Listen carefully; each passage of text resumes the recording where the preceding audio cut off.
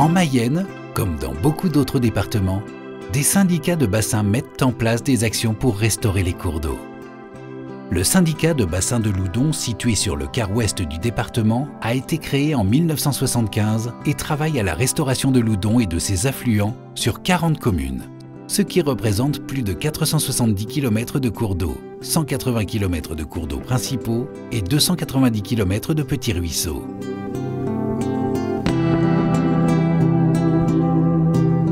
Les rivières sont des milieux naturels qui constituent des lieux de vie et de reproduction pour les espèces vivantes. Elles ont été aménagées depuis le Moyen Âge, mais les travaux réalisés durant les 50 dernières années ont particulièrement bouleversé leur fonctionnement.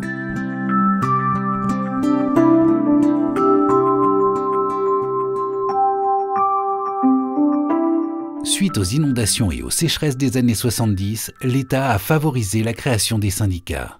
Et donc les premières impulsions, ça a été pour lutter contre les inondations, on a cru bon de recanaliser les eaux de manière à ce qu'il n'y ait pas trop de débordements sur les prairies, en milieu agricole, et donc une accélération et aussi de favoriser le drainage parce que là était la problématique face au manque d'affouragement de l'année 1976.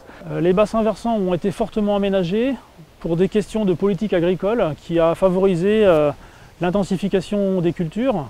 Ça s'est traduit par une modification du bocage et pour améliorer l'écoulement des eaux, ça s'est traduit par des approfondissements et des rectifications. La loi importante qui a créé la politique de l'eau, c'est l'année 1992, donc qui a créé les 5 agences de bassin. Et ces 5 agences de bassin ont créé un schéma directeur d'aménagement et de gestion des eaux. Le schéma directeur d'aménagement et de gestion des eaux du bassin Loire-Bretagne est décliné au niveau local par un SAGE, un schéma d'aménagement et de gestion des eaux du bassin versant de Loudon. Ces deux outils ont été renforcés par la directive cadre sur l'eau de 2000 et la loi sur l'eau de 2006 qui en découle. La directive cadre européenne sur l'eau est la réglementation européenne qui impose aux États membres d'atteindre le bon état des eaux pour 2015. Le bon état se décline en bon état écologique et bon état chimique. Un cours d'eau avec une eau de très bonne qualité mais qui a une hydromorphologie complètement dégradée, qui par exemple est complètement bétonnée, ne pourra jamais atteindre le bon état car aucune vie ne pourra se développer. Et à contrario, un cours d'eau avec une hydromorphologie très bonne, un fond diversifié, avec des cailloux, une eau qui court et qui s'oxygène, pourra accepter et éliminer une certaine quantité de pollution et du coup permettre une vie diversifiée et variée dans le cours d'eau. Le gabarit du cours d'eau évolue en fonction de son positionnement. On peut avoir des contractions suivies immédiatement d'un élargissement naturel. On peut avoir des approfondissements, on peut avoir des zones beaucoup moins profondes. Et c'est cette diversité d'habitat qui est intéressante et qui favorise la biodiversité dans les cours d'eau.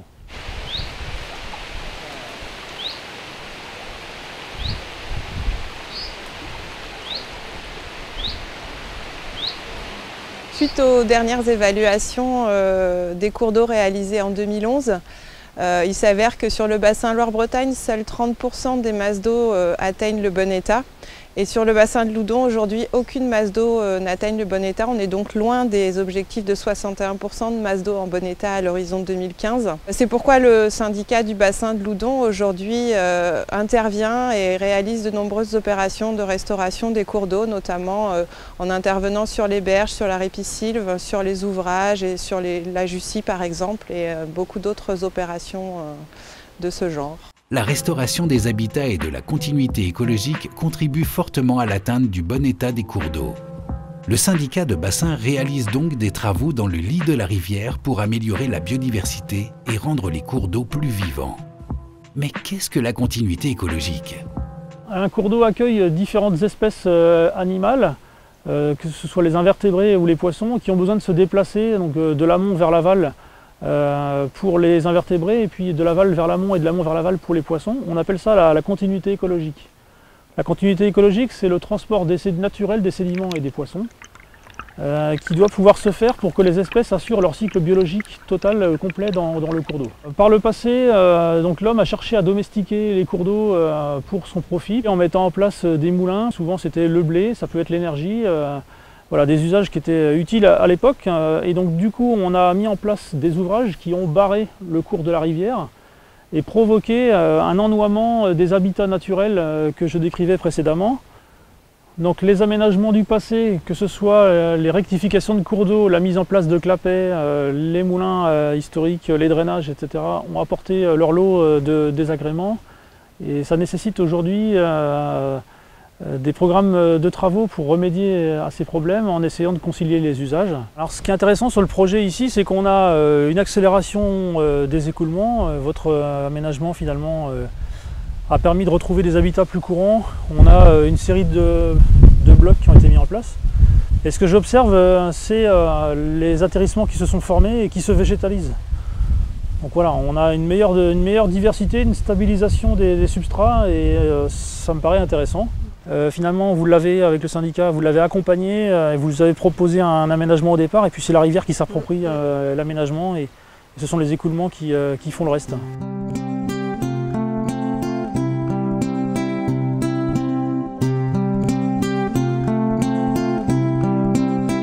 On est sur le site de la Cerise-Lait, situé sur la commune de Cossé-le-Vivien, et on se situe à l'ancien endroit d'un barrage. Donc il y avait un clapet sous le pont qui se situe derrière moi, un clapet d'une hauteur d'1,50 m environ, qui conservait de l'eau sur une zone d'influence assez importante. Et depuis 2006, le syndicat de bassin a fait le choix de ne pas réparer cet ouvrage. Suite à cet abaissement, on a observé que Loudon récupérait son lit naturel. Des méandres se sont créés et pour accompagner ces méandres, le syndicat de bassin de Loudon a fait le choix de réaménager des radiers, d'amener de la granulométrie, des banquettes pour diversifier un peu les différents écoulements. L'intérêt de cet abaissement est double pour la fédération de pêche, puisqu'on a retrouvé d'une part la continuité écologique, donc les poissons peuvent aller et venir, mais de plus on a découvert une zone de frayère, c'est-à-dire une zone de reproduction pour le poisson. Le brochet va utiliser cette zone pour pondre ses œufs sur la végétation qui s'est développée. Et ensuite les brochetons qui vont naître vont utiliser cette zone comme zone refuge. T'as une petite capsule ici, là, en haut, et à l'intérieur de la capsule, tu as la sonde thermique en fait. On mesure la température de l'eau, c'est important par rapport aux différentes espèces de poissons. Il y en a qui sont plus ou moins tolérantes à des températures élevées ou froides, et ça nous permet de voir aussi l'impact de la suppression de l'ouvrage sur la qualité de l'eau de Loudon. Faut savoir qu'il y a aussi un paramètre dans la qualité de l'eau qui a l'oxygène, il y a les nitrates, etc. Mais il y a aussi la température. Et une température trop élevée, ça peut être déclassant pour la qualité de la rivière, quoi.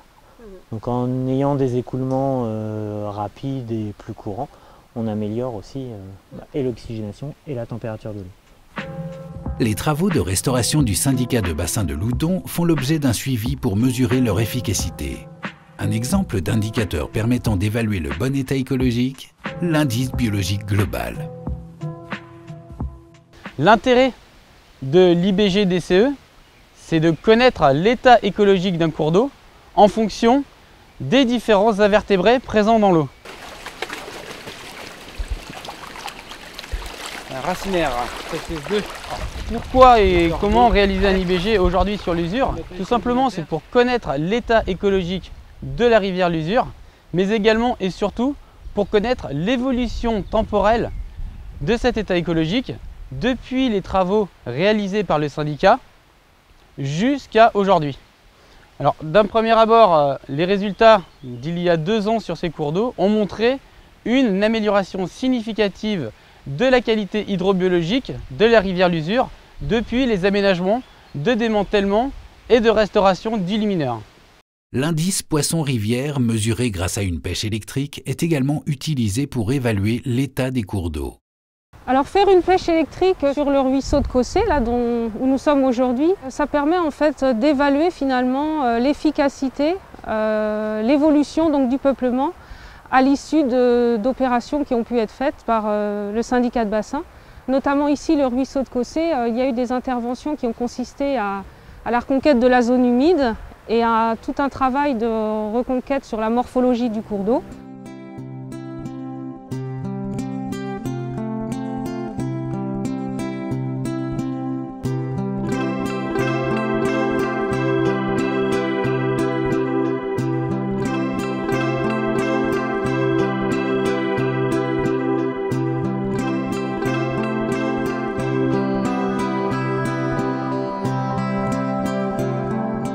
Alors une pêche électrique, c'est une opération scientifique qui va nous permettre de s'intéresser à la richesse de la population piscicole.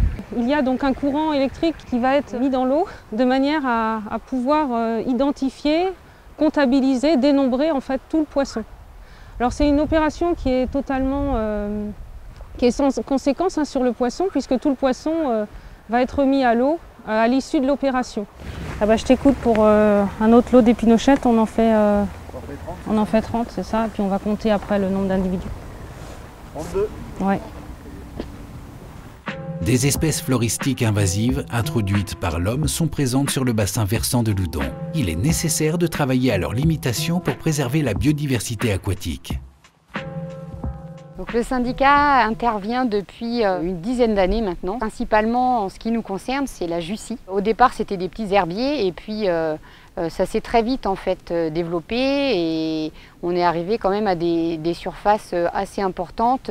On avait jusqu'à 7000 m² de Jussie à arracher. Aujourd'hui, donc le fait d'intervenir tous les ans, on a réussi à bien limiter la prolifération de la plante. Et la technique qu'on utilise en fait, c'est de l'arrachage manuel, donc pour être le plus précis possible. Donc on tire manuellement sur la plante et on essaie d'avoir tout le système racinaire. Le risque, c'est qu'en couvrant justement toute la surface de l'eau, on ait moins de lumière et donc que ça asphyxie le milieu aquatique et la population piscicole et tout ce qui vit dans le cours d'eau.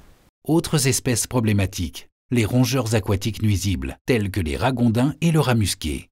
Chaque jour, les piégeurs bénévoles œuvrent pour limiter leur prolifération. Il faut dire qu'il détruit les berges. Hein. Il détruit les berges et puis il apporte beaucoup de maladies sur les animaux. Hein. C'est surtout ça, l'éthosclérose et tout. Le ragondin, c'est un porteur de maladies. S'il trouve un champ de maïs, le ragondin comme le rat musqué vont aller dedans, ils vont couper le maïs pour bouffer le grain. Ça, c'est systématique. Hein.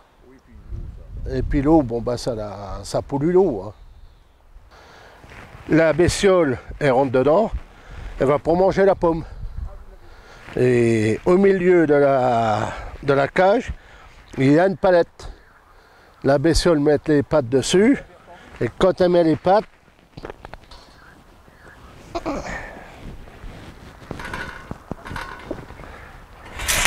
voyez, elle se détend et elle se trouve coincée. Bah, de toute façon, le partenariat avec le bassin de Loudon, ils sont bien forcés de nous avoir, hein, parce qu'ils ne pourraient pas tout faire eux-mêmes. Hein. On est utile, de toute façon, si on est là, c'est pour défendre la biodiversité, c'est pour être utile. Hein. Sinon, ce ne serait pas la peine qu'il y aurait un organisme qui existe. Hein. Les propriétaires riverains des cours d'eau ont l'obligation de réaliser l'entretien des berges. Le syndicat souhaite leur apporter une aide en leur proposant différents travaux. Le syndicat de bassin de Loudon en fait, propose aux propriétaires riverains de réaliser des travaux d'entretien de la végétation. Donc ces travaux en fait, consistent à faire des abattages des arbres dangereux par exemple, de recéper un petit peu la végétation pour diversifier les classes d'âge et les essences. Il apporte aussi une attention particulière en fait, aux arbres têtards ou aux émousses, puisqu'en fait c'est des travaux qui sont assez difficiles à faire pour les riverains. Il y a tout à fait un intérêt patrimonial à conserver et à entretenir ces arbres. Le travail que le bassin de Loudon fait, on n'a plus à le faire, donc c'est quand même une bonne chose. Hein. Ça permet un retour sur les impôts qu'on paye. Ça fait une bonne... C'est toujours intéressant. Faire du bois en bord de rivière, c'est pas toujours évident. Il faut parfois des techniques particulières parce que les arbres en fait, tombent dans le cours d'eau quand on est vraiment sur des cours d'eau plus grands. Donc c'est bien aussi d'avoir un professionnel qui peut ponctuellement intervenir sur des sujets dangereux. Ouais. Il a abattu les arbres, il les a laissés entiers, on a passé avec la déchiqueteuse après. C'est top. Le syndicat propose également aux riverains qui le souhaitent de faire des travaux de plantation sur berge. donc sur les zones de cours d'eau qui sont dépourvues de végétation. L'intérêt, c'est bien de retrouver une végétation en place, puisque ça permet de filtrer les polluants, de maintenir les berges, et aussi de diversifier les habitats et donc d'améliorer la biodiversité. Globalement, le syndicat, depuis 2008, a planté un peu plus de 20 km de plants en bord de cours d'eau, avec plus de 60 riverains. C'est vrai que maintenant, on a des arbres qui sont bien démarrés. On fait du bois déchiqueté également. Donc on l'utilisera à terme pour se chauffer et chauffer l'eau de l'exploitation. La nature de l'entretien a énormément changé par rapport à il y a 20 ans. Il y a 20 ans, le bassin de Loudon passait avec sa pelleteuse et la broyeuse et on a rasé tout. Et c'est vrai que maintenant, on est un peu plus nature pour la reconquête de la qualité de l'eau. Là, je pense que c'est quand même très, très important ça. Et on s'aperçoit quand même on est sur le bon chemin.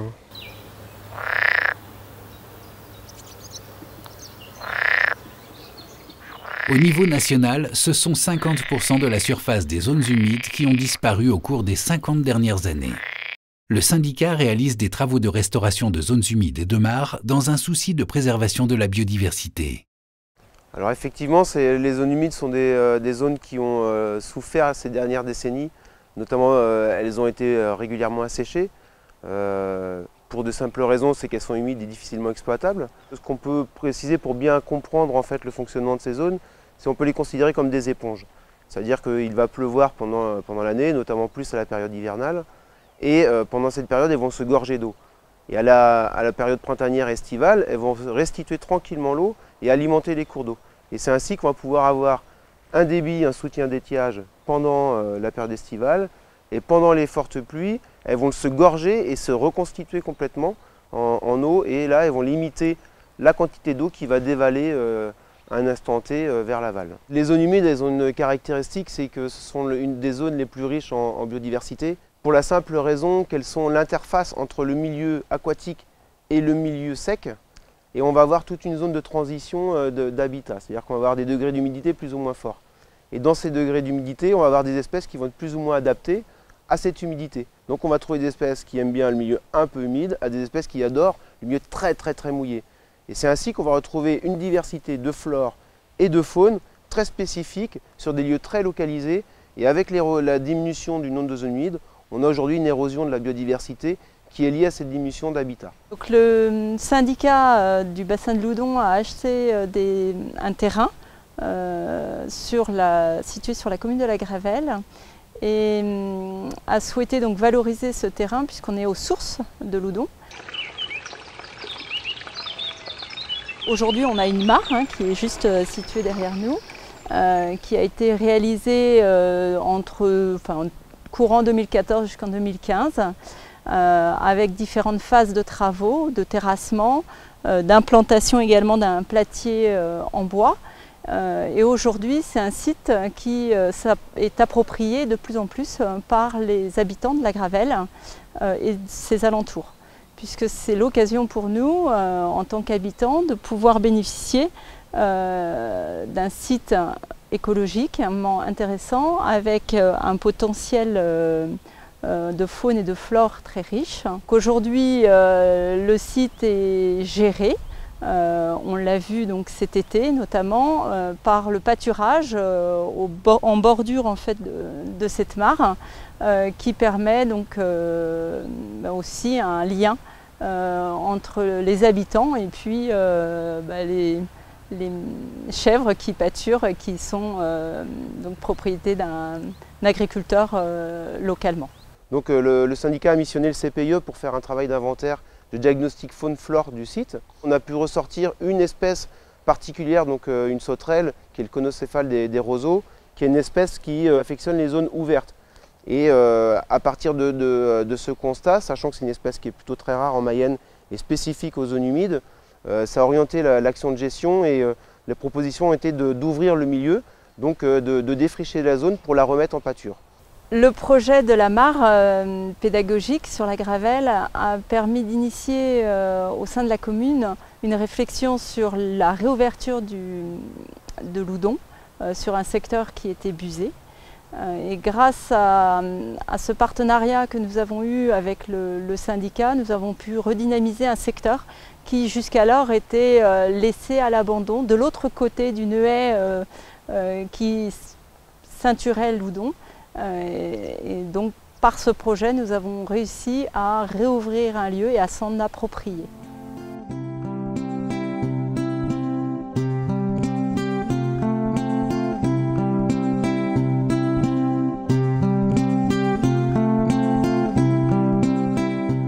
Aujourd'hui, on fait un suivi sur des mares qui ont été créées récemment. Là, on est sur un partenariat avec le syndicat de bassin de Loudon qui permet d'une part de suivre des mares qui existent sur les communes, donc ce sont des mares publiques, d'accompagner les communes dans leur gestion et leur entretien, et puis, comme c'est le cas ici, de les accompagner dans une création de mares pour une valorisation de zones humides.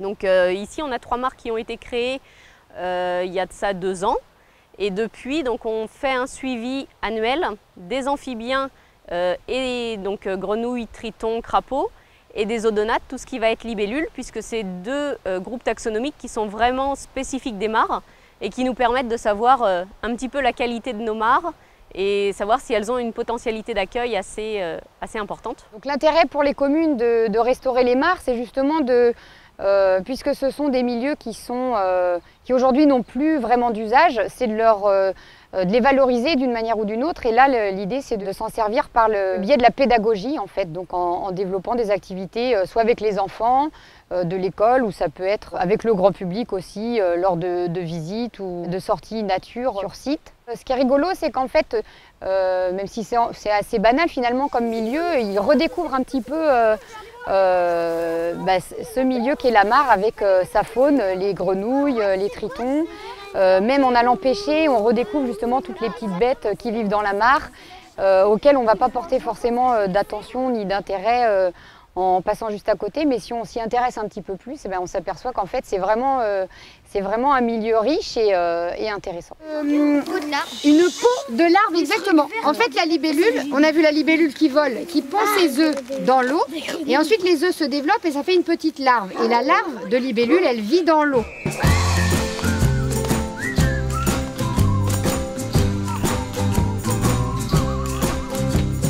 Beaucoup d'actions sont menées par le syndicat afin d'atteindre le bon état écologique de nos cours d'eau.